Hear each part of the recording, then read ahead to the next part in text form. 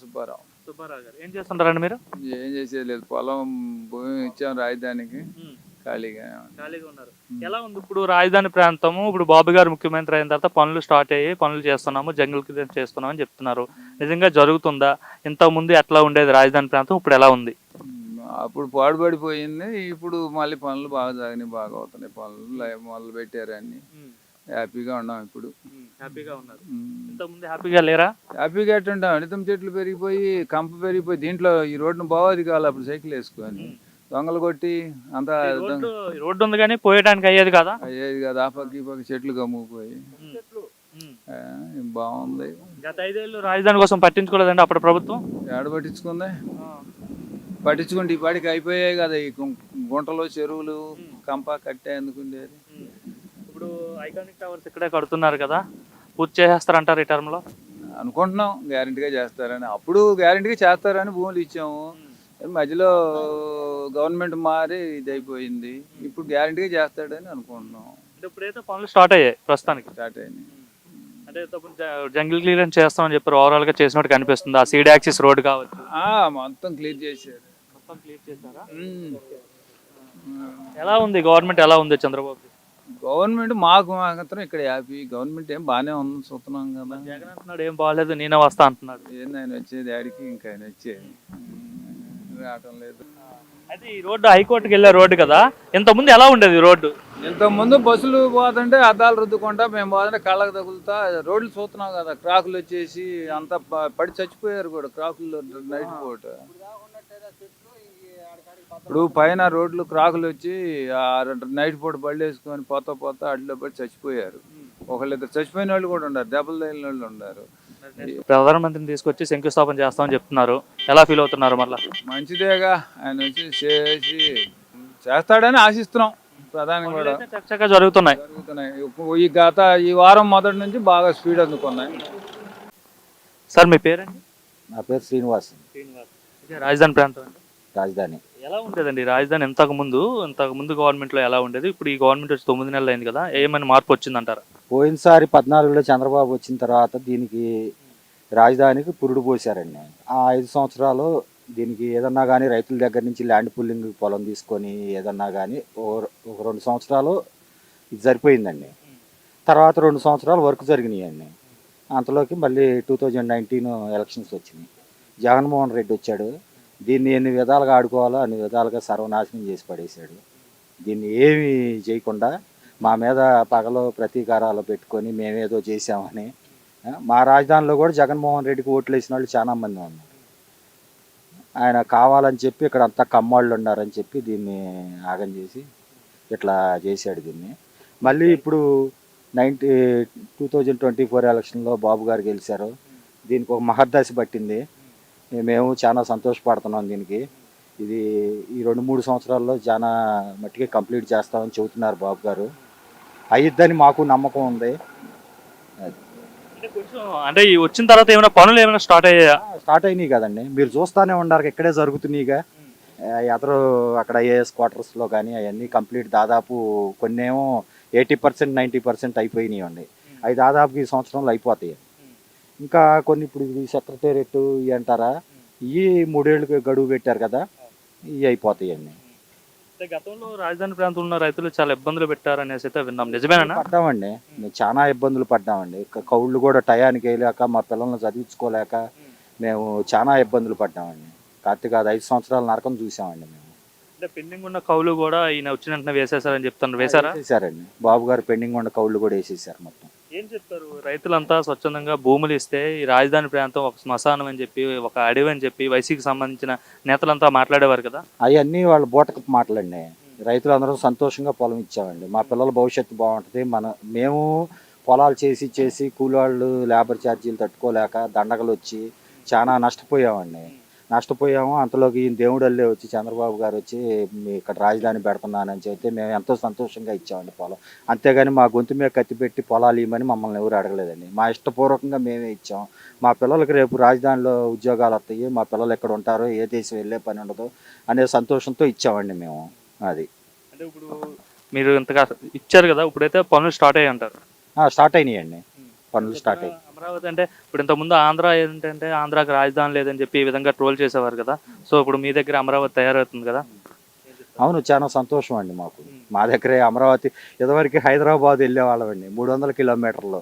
ఈ నైట్ ఎక్కితే రేపు పొద్దున్న దిగేవాళ్ళం అండి. ఏ పని కావాలన్నా సెక్రటేరియట్లో కానీ సచివాలయంలో కానీ ఏ పనులు కావాలన్నా హైదరాబాద్ పరిగెత్తాలండి. ఇవాళ మా దగ్గరలో ఉందండి రాజధాని. అంటే మా ఒక్కళ్ళకని కాదు, ఈ స్టేట్ మొత్తానికి నడి మధ్యలో ఉందండి ఈ రాజధాని అనేది. అందరికీ సంతోషంగా ఎలా ఉందండి ఓవరాల్ గా చంద్రబాబు ఈ 9 నెలల పాలన చూస్తుంటే ఏమనిపిస్తుంది? బ్రహ్మాండంగా ఉందండి. పరిపాలన అంటే ఇట్లానే ఉండాలండి. అందరికీ చేరువుగా ఉంది. ఆయన అన్నట్టు 4000 పింఛన్ ఇచ్చేసేస్తున్నారండి టైం టు టైం. వాలంటీర్లు పని లేదండి. ఎందుకండి వాలంటీర్లు అంత ఖర్చులు పెట్టి తీసుకోలేకుండా, పింఛన్ తీసుకోలేకుండా ఎవరు ఉండారండి వాళ్ళ? అందరూ పోయి తెచ్చుకుంటారండి. ఎందుకండి ఆ వాలంటీర్లు? గవర్నమెంట్ డబ్బు వృధానే కండి అది. అది చంద్రబాబు పాలనలో ప్రజలంతా ఇబ్బందులు పడిపోతున్నారు, జగన్మోహన్ రెడ్డి ఉంటేనే బాగుండేది అని చెప్పి ప్రజలు అనుకుంటున్నారని చెప్పి జగన్మోహన్ రెడ్డి అంటున్నారు. ఉత్తమ మాటలండి. ఏం ఇబ్బందులు పడతలేదు, అందరూ సంతోషంగా హ్యాపీగా ఉండారండి. మళ్ళీ నేనే వస్తాను, జగన్ 2.2 అంటే ఏంటో చూపిస్తాను. చాలా జరిగినాయండి. అన్ని చెబుతారులేండి. నేను మళ్ళీ రానని చెబుతారా? వస్తామనే చెబుతారు.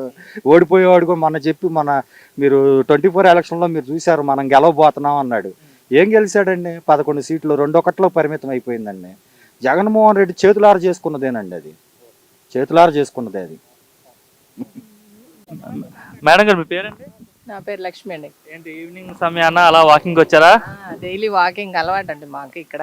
అందులోనూ ఇప్పుడు ఇక్కడ రాజధాని పనులు కూడా వేగంగా జరుగుతున్నాయి కాబట్టి వాటన్నిటిని చూద్దామని కొత్త కొత్త రోడ్లు రోజు ఒక ప్రాంతం వైపు వెళ్తాము. అట్లా ఒక 4-5 కిలోమీటర్లు తిరిగి వస్తాం డైలీ. వాటి ప్రోగ్రెస్ చూసి వస్తాం.